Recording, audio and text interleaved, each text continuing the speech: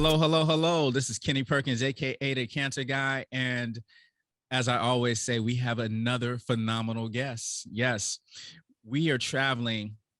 Well, I can tell you where she's traveled. I don't know where to pick. She's in Kentucky now, but we've gone to Washington, we've gone to California, to Houston, to Washington State. Yeah, yes, all over the place. This next young lady, our guest, such a phenomenal human being, is a spokesperson for so many different brands. She represents Fight Colorectal Cancer.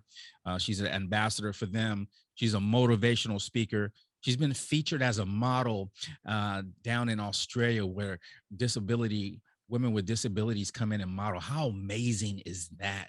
And that says a lot about who she is. She's getting ready to go down to Washington, D.C. and knock on some doors, because guess what? We need help with this cancer. It is spreading like wildfire, and we need to get that tamed. We've got a vaccine for COVID. Can we get something for cancer? I'm just saying. So I want to introduce our next guest, and it is no other than Kim Coleman. Kim. Hello, nice to join you, Kenny. Hey, I had to give you that. Come on, Kimberly. Is it Kimberly or Kim? What do we? Kimberly. I want to make sure I do that. Kimberly, look at that smile. You just brighten up the entire room. Yes, I'm waiting for my crest ad. It's Look, 50 years in the making, right? Come on, add that to your list for sure. Add that for sure. Such a privilege to have you on our show today. Thank you. Thank you for having me. It is an honor to be here. I appreciate it. Kimberly, it is as cancer, as we talked about. It's a horrific disease, and it's affecting so many people. Now, either that's directly or indirectly. People say, well, I've never had cancer. Yeah, but do you know someone that has cancer? And the answer is going to be potentially, most likely yes, right? Because cancer has touched so many different people. And so here, what we want to do, we want to empower, through these conversations. And one of the cancers that we see so much is colorectal cancer, and this is something that what do we do? It's a battle, and I just want to talk to you about what was that like, finding out you were diagnosed that first time? Ooh, yeah. When I found out, from the date of, or from the time of me having symptoms, that I was conscious that something was off, to the time that, I woke up after having my colonoscopy, was about 7 months. So from January of 2015 to July 24th, 2015, and was, that time. And then to wake up, kind of groggy from the propofol, and joking with my husband in the room while we waited for the results, and to have my doctor come in and just be completely stoic and somber. And, we're like, ah. And he's like, yeah, I just want to say that I found like a tumor, like a fist-sized tumor in your sigmoid colon, and it's malignant. And he just pauses. And, that's instant sobering, right, moment. I just looked at him, because it just took a minute for that to percolate. And I was like, are you saying that I have cancer? Because he never said the words. And he was like, yes. And just, I remember that moment so vividly, because, I don't know if you ever heard the story of the rose-colored glasses, but it was like a filter went over my world, and I didn't see things the same anymore. So, my husband and I, we start crying because we don't know what this means. And the doctor leaves, and excuse me, I'm getting over COVID pneumonia. But the doctor leaves, and it just leaves us, like, we don't know what to do. And it just, I just won't forget that moment. It, like, literally, I just saw a filter. Yes. Everything I saw was different from that day forward. So Kimberly, that is, I mean, the way it seems the news was given, but I picked up on something. You said you had a colostomy even prior to the Yeah. diagnosis. No, no, no, Oh, okay. no. That came when I was in the midst of treatment. I see. Yeah. I see. So let's back up just a little bit. What was life like prior to being diagnosed with cancer? What was Kimberly doing?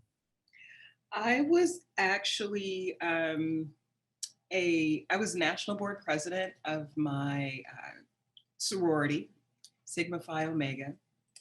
And so, I was like enjoying that whole time. My husband and I, we were in Washington State, and we had our our little kids there, and so we're just living this life and enjoying it. And I'm loving life as an alum and being able to lead this organization. I was the first African American because it's an Asian based sorority. Wow. I was one of only a few, and so I ended up becoming national board president, which is the highest position you can achieve. And so I was enjoying that year, See, it's so amazing. And that's like what I tell you about you. Any barrier there may be, you're going to cross that. It's not, it's just because you do it with elegance and grace, and you understand, and I got that from you right away. And I'm sorry to interrupt your story, but I just wanted to say that just, uh, it's amazing. You're amazing. I apologize. Go ahead. oh no, no, no, thank you. It's I think each of us has a different role in the world. And what I've come to understand that my role is a bridge. I love languages, I love cultures, I love people. And so with my background, I've been able to just meet so many people around the world and just enjoy. I just love people and connecting with people. And so, joining these types of organizations is just like because I want to connect with people, and I want to be a better person, like a more enriched person, I should say. Sure. Mhm. So you were doing this, right? I mean, being the president, you and your husband in Washington State, and then were you having symptoms? Oh, yeah. Yeah, because I was having symptoms like dizziness and lightheadedness. And when I went to the bathroom, I was not voiding completely when I was having a bowel movement. I was only partial. I was feeling bloated, not remembering things. I just didn't feel like I was myself, and then I had some blood in my stool. And so I went to the doctor. That was in January. And I went to the doctor in March, and I was like, hey, I'm still, things are not getting better. Like, can you check this out? They did an initial fecal occult test, which is initial test to pick up on colorectal cancer. It came back negative. Mm, So that was March.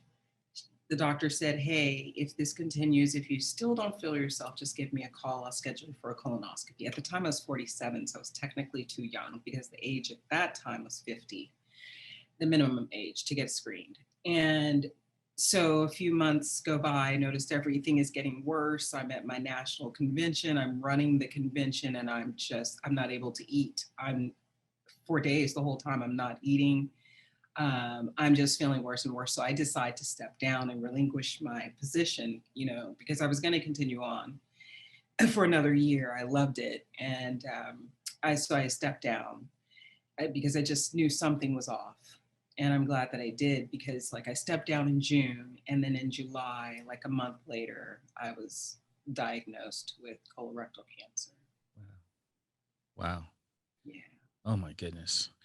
So you get this news, and I appreciate that. I appreciate because it makes that picture so much broader, right? So now you're living life, you're having symptoms, you get in checked, the doctor comes in and he's like, yeah, you got cancer, it's malignant.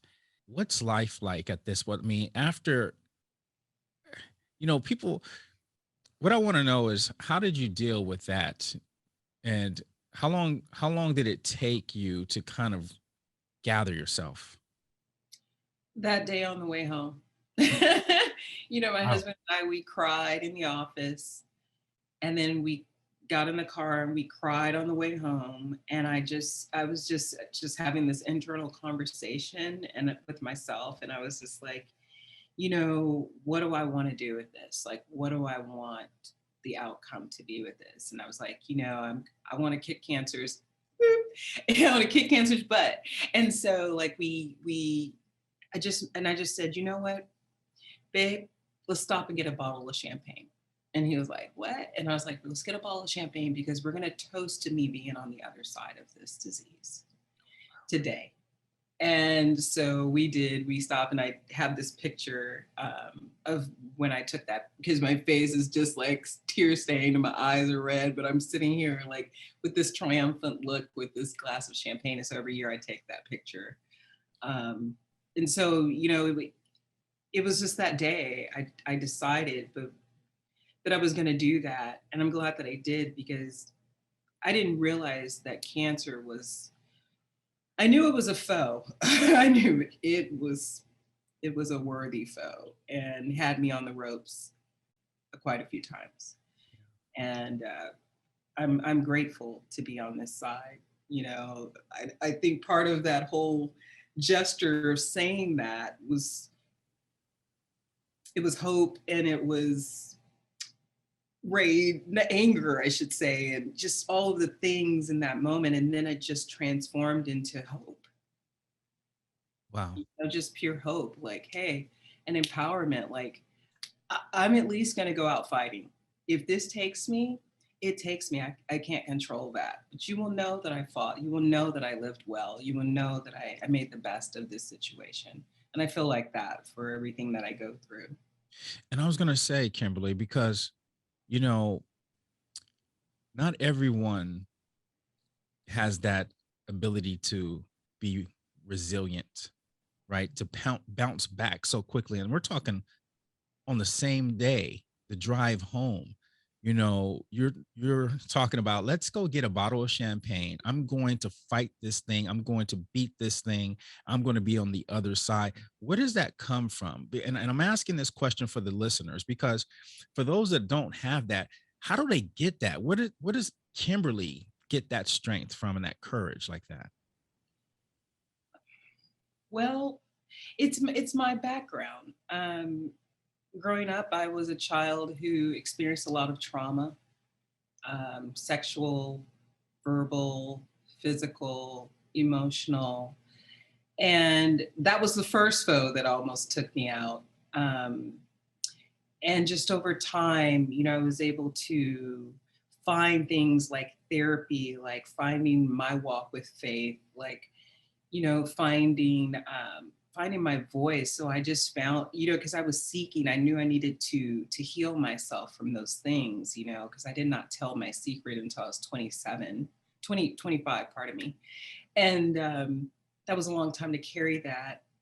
And I knew that in order to be healed, I needed to talk about it.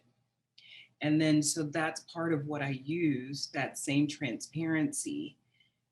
When I was diagnosed, I knew that where my disease was located was from my first trauma, and that I needed to be transparent with this diagnosis in order to be healed. So I just started talking about it from the day of diagnosis. Like, after I had my champagne, after I, made that decision, I just got on Facebook and just started talking about it and documenting it.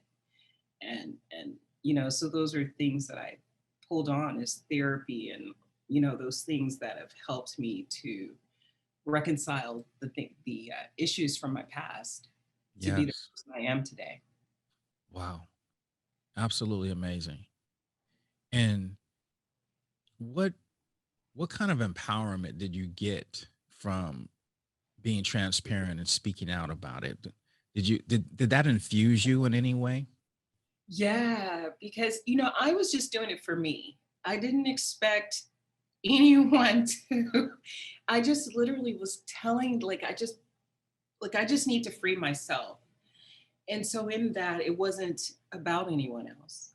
And so I just started telling the story, and people started following along with the story, and they're like, oh my gosh. And then people started being moved by the story and inspired by the story. And I just told my story as it happened, as it unfolded. And it just was what it was. It was not always pretty.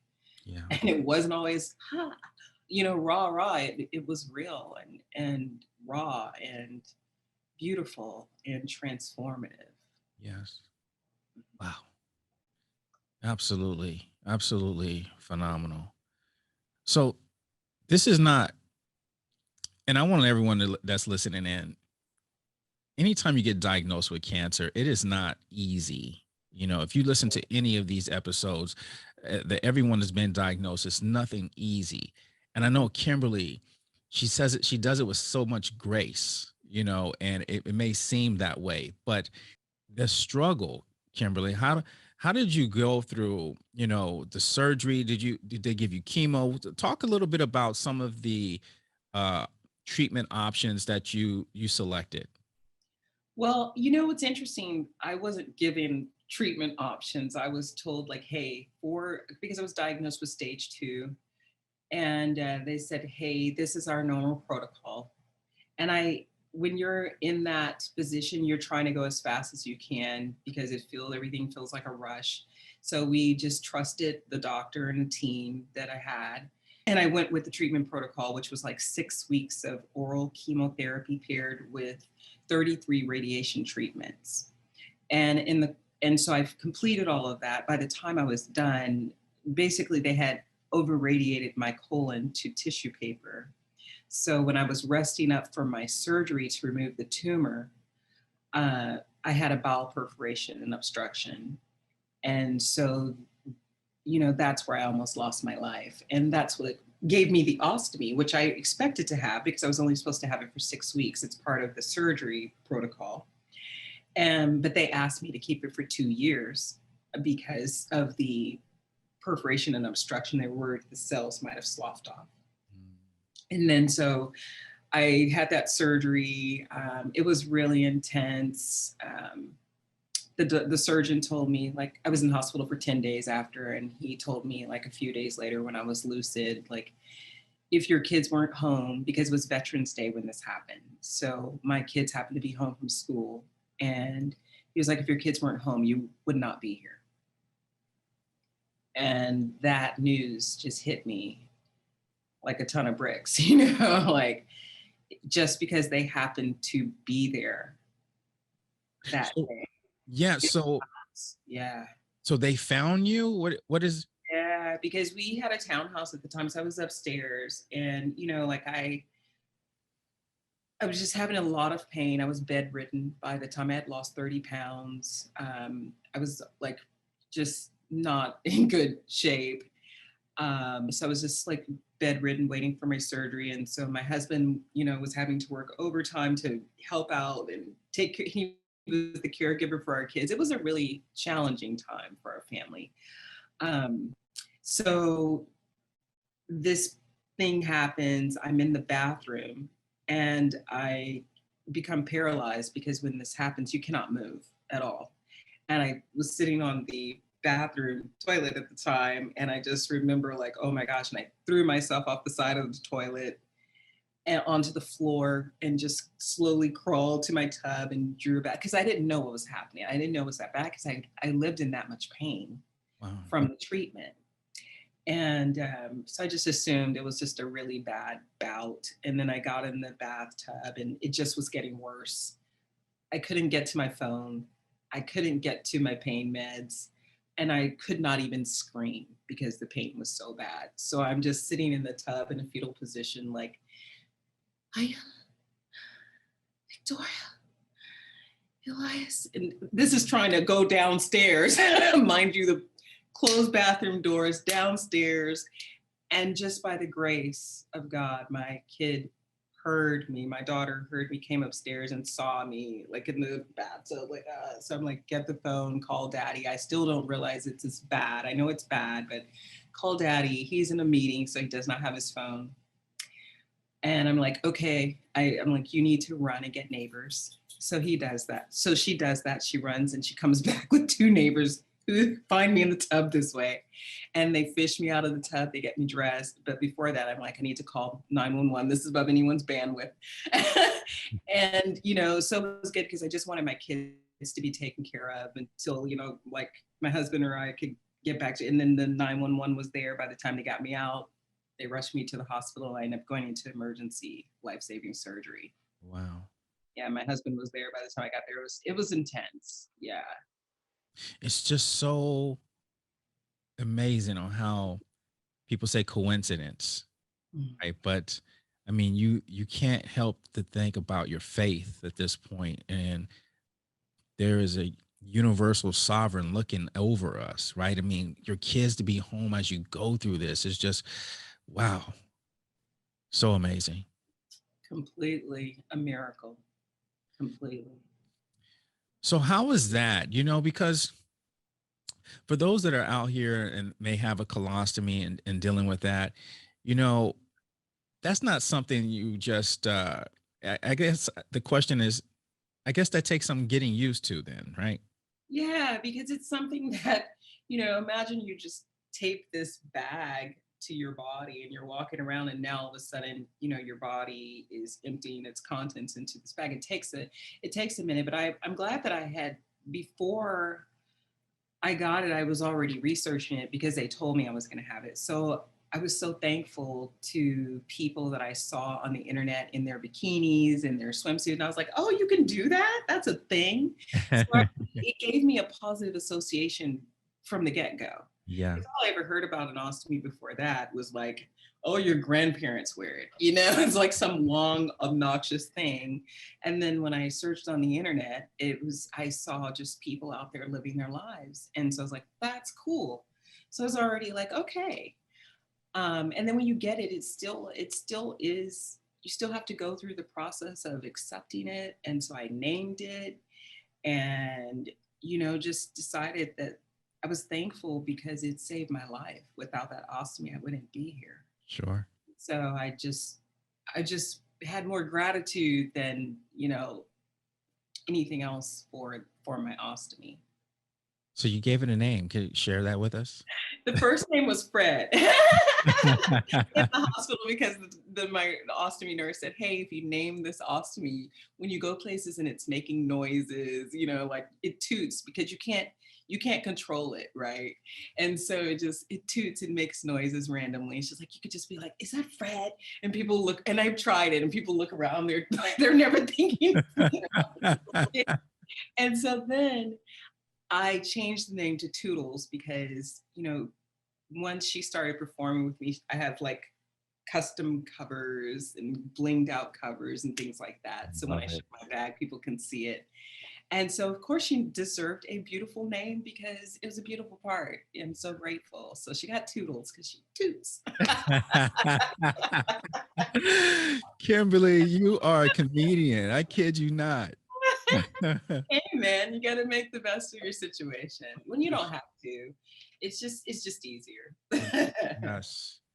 You know, you said it, right? I mean, being able, you have a choice. Either you're going to go through this treatment and be absolutely miserable, and I'm saying this because I've seen it, or you can somehow find that resiliency and look at things differently and appreciate life, and it seems that that's exactly what you've chosen to do. How is life for you now? The Kimberly that was, traveling around, she's the president of, her sorority and things like that. What has changed since having being diagnosed? What has changed about you? How you see life? That's a great question. It changed me because when I started sharing, from the moment my husband, he's been the most incredible support.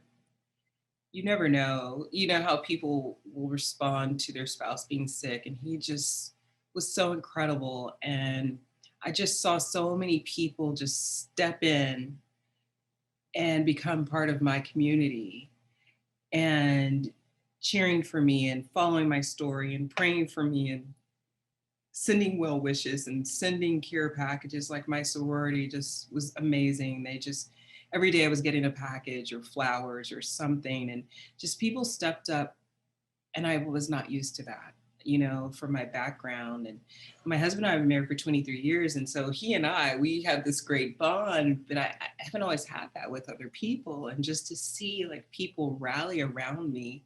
And I like to call it the parable of the sick patient. I got it. Like in the Bible, there's, the people, they put the sick patient on bed, they lift them, walk them over the roof, and they come through the roof and they petition Jesus, like, hey, can you heal? And he's like, hey, just based on your faith, I'm going to do it. And I felt like that I lived that parable because people just put me on there and they just lifted me, man. And that was not anything that I can claim that I did. It was really just everyone coming together, and I'm so grateful. I'm so grateful for my community still. And so that was the biggest thing, is like, if you talk about it, and it doesn't have to be like I did on social media, but if you just talk about it and let people come around you and surround you and support you, people would be surprised. But a lot of times we struggle, and I'm so glad that I stepped out and took that risk to be transparent, because I would not have had that experience. So community, learning how to be a great self-advocate, that's been a process for me over these past few years. Instead of just letting doctors tell you what you're doing, like asking questions and advocating and being, realizing they're people and just talking to them like people and sharing like, hey, this is what I want for my life. Can you help me create this vision? So now when I put my care team together, I think of those things, and it's like, hey, I just don't want a doctor. I want someone who is invested, who cares, who wants to be on my care team. And it's not something that I expected going into this. I've been able to travel like, around the world. I've been to 11 countries and travel independently with my ostomy by myself, something I didn't think I would be able to do. I've been able to cliff dive in Jamaica and dance outside with my ostomy in Jamaica. And, like, I just, so many things I did not expect, co-author of international best-selling book. There's things I didn't expect. Yes. Because it enriched my life to where I just felt so grateful for my family and grateful for my friends and grateful for this new time that I had been given and gifted. Wow.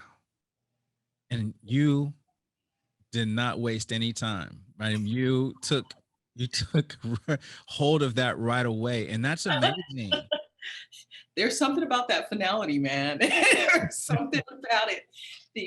Like we hear about it, because before this, I had never been hospitalized really. I just a couple times for things that weren't even, I had home births and, this was not something that was a part of my life. So to be thrust into this whole new world, I'm so grateful.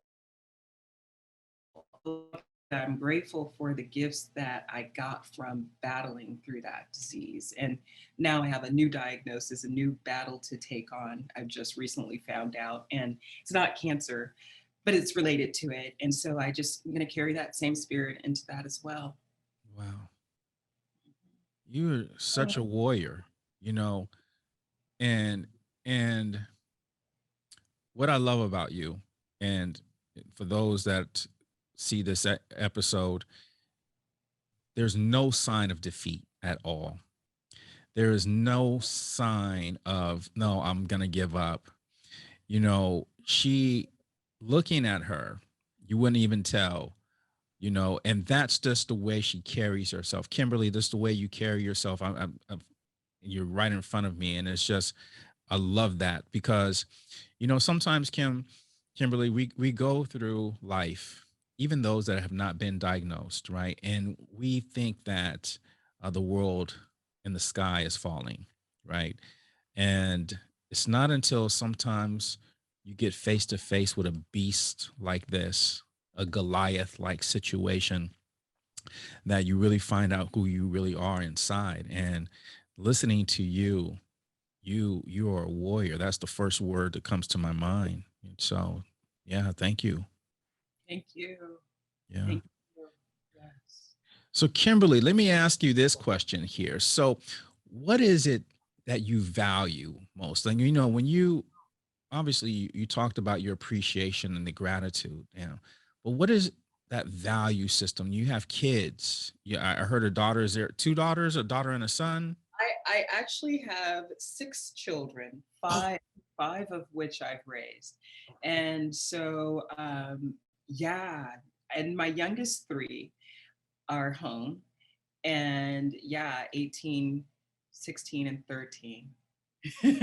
you. Oh my, all teenagers. Oh my goodness. So they were pretty young when I was diagnosed, Yeah. about 6 years ago. Yeah. Wow. So, what is that value system that you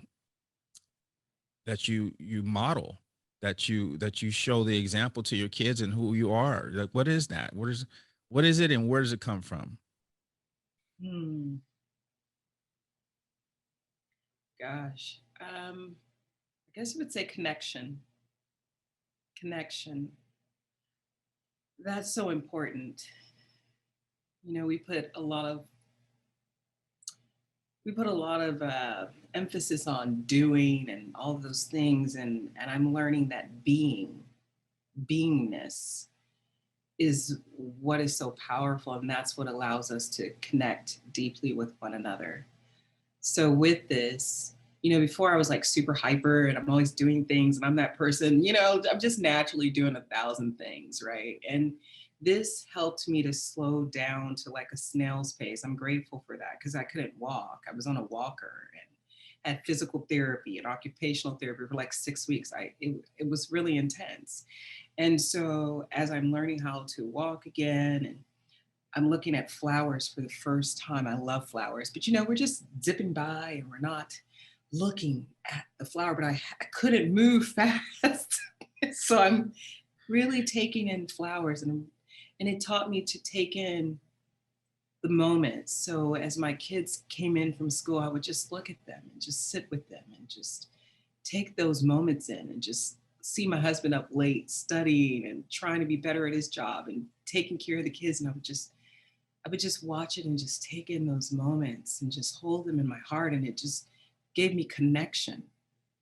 And then just seeing people sending messages or doing the best that they could in the way that they could to be for me, be there for me.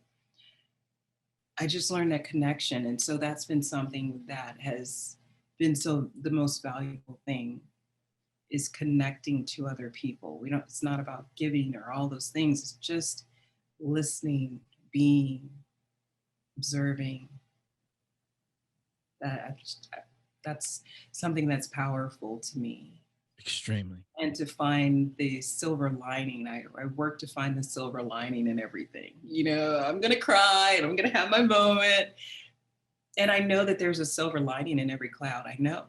I'm living proof. I've lived through abuse. I've lived through cancer. I've lived through so many things, and now I have this new thing, and I'm gonna keep going until the wheels fall off, man. Yes. So that silver lining and being connected to people. We're not islands. We need each other. It's the way we were designed, huh? That's right. For sure. That's right. So beautiful. You know, um, again, I love my job. I love what I do. It's not even work, because the best part of this, Kimberly, is it is the connection. And to be able to hear your story and how you're able to see things through your lens now is absolutely phenomenal.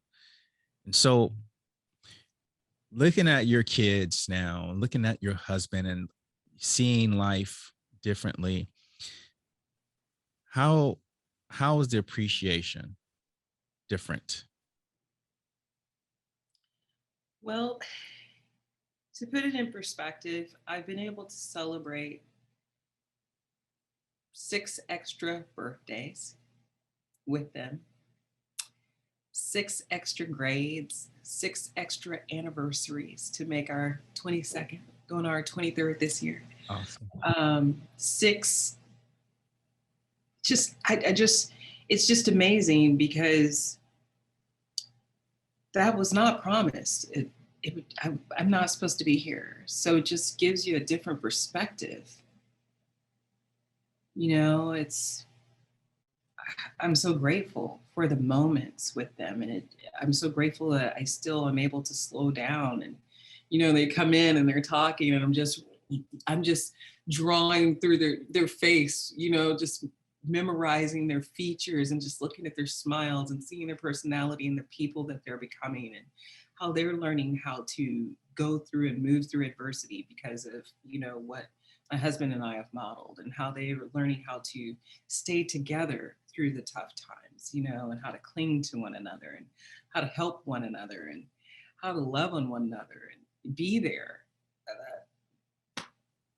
That's a beautiful thing to see my kids have learned that, and that's who they are for each other now and for us. And you know, my husband, and just seeing everything that he's done and all that he is, and like just the vows that we took mean so much to both of us, and that we're so honored to live them out in a beautiful way. So it's great. I'm grateful. That's why I tell people, don't feel sorry for me. If something were to happen and I'm not here tomorrow, don't feel sorry for me. I've had a wonderful life. I've been able to do things that I wasn't supposed to do, you know.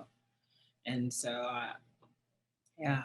And through your example, you know, your kids are demonstrating exactly what their mother has taught them, their mother and their father, and you giving that to your husband is also something that those kids are paying attention to. So what a gift. You know, sometimes that may sound crazy, right? But cancer kind of opens our eyes sometimes, right? I think that's what I heard you say. I mean, the way you're looking at flowers, the way you appreciate your kids, the way you connect now, the way, I mean, it's just thank you for waking me up of who I am internally, right? Is that fair to say? That is it exactly. That is it exactly. You know, I think so many of us, because I was one of those people, like you go your whole life like, what's my purpose? What's my purpose? What's my purpose? What's my purpose? And we equate purpose with job. We equate purpose with these other things. And what I realized, it's not a job. It is like who we are meant to be and how we're meant to connect. Like I was said earlier, I'm a bridge and that's my purpose. You know, and so just realizing that my gift is connecting with people and sharing these stories of in creating compassion and empathy, because my stories have created compassion and empathy in me to be able to then pay that forward and give other people that grace. Yeah. You know, the people who abused me, all the things, and myself giving just grace as we walk this life journey together, you know. Thank you. Thank you for being a bridge. Thank you for being transparent. And I wish more people uh, were out there that can do that, right? Because we see people who of influence that have been diagnosed with cancer and have kept that a secret because for whatever reason, whatever that limiting belief they had. And when we meet someone like Kimberly Coleman, and she can tell her truth and empower and show you the beauty that comes from speaking up, oh, you know, it infuses hope and empowers those that may be going through this journey. So thank you so much for that. Oh, totally. You know, and I do honor each person's choice and how they battle, because again, we all have our own purpose with this and our own story and our own mission with how we battle. And everybody's not meant to be a bridge. That's what I realized. Everybody's not meant to do that thing. We all can inspire in different ways. It's just finding the way. It's trusting that within this process you'll find your way to then inspire yourself and let that just go out and reach other people if that's what you choose. You know, I just feel like my story just wasn't meant for me. Yeah. It it's not. Thank you for the courage. Thank you. Thank you. Yeah. Yeah. So before we let you go, Kimberly, what is something that you would like the listeners to walk away with? Hmm, Gosh. My number one is to remember there's always a silver cloud. There's silver lining in every cloud. And remember to laugh. Laughter is one of the biggest things that I use. Just being able to let go and laugh and connect with yourself and connect with other people. Um, Honor your own truth in the way that you feels authentic to you, I should say. And yeah, connect. It's okay to connect. It's okay to be vulnerable. I see vulnerability as strength, and being vulnerable enough to share, like, hey, I have this ostomy. Hey, I've been through this cancer battle. Hey, I've been through these things. And yet I still have hope and I still can love and I still trust and I still joy and I still can have great belly laughs and, it just, and I still can cry and I still can be upset and I still can be frustrated and run the gamut of this human experience, right? Um, but I don't have to do it alone, and I don't have to do it alone. You know, so stay connected. We're not an island. We are a humanity, a human family. I love it. Kimberly Coleman, thank you so much for joining us here on All Talk Oncology. You are phenomenal. Thank you, Kenny, for having me. It has been a pleasure and honor. I've enjoyed our conversation so much. Thank you so much for sharing my story, and I really hope that it helps people however they need it, however they receive it. Thank you. Thank you. So again, I hope you picked up on those gems that Kimberly dropped for us today. It's absolutely amazing. She talked about finding your purpose and utilizing that. And it's extremely important. For me, I believe for purpose, it's when you think about that, why am I here? It's a spiritual question. What am I on this earth to do? And being diagnosed, sometimes that gets put up to a forefront. But in Kimberly's case, I love what she said. She said, her gifts were connecting and being a bridge. That was hers. And she wanted to utilize that and put that into her purpose of why she was here. So amazing. So to find out some of the gifts that we have that maybe we can help and help others with. Another gem that she dropped was being able to laugh and let go. That is extremely important, right? Because as you go along this journey, there's so much anxiety. So can we find ways or find things that can make us laugh? Find moments of joy, right? It doesn't have to be, oh my goodness, a whole experience all day, every day. Sometimes it's the moments, right? And that's what Kimberly talked about. She was able to laugh and let go. And another gem that she gave us was honoring your truth. Honoring your truth, in her case, she said, is vulnerability. She said there was strength in vulnerability. And how true is that? None of us like to feel vulnerable because vulnerability sometimes feels weak. But Kimberly brought out a gem that she was like, no, there's strength in vulnerability. So I thought that was absolutely important. And hopefully you can benefit from that too. Again, we'd like to thank Kimberly Coleman for joining us here at All Talk Oncology. Such a privilege of having her.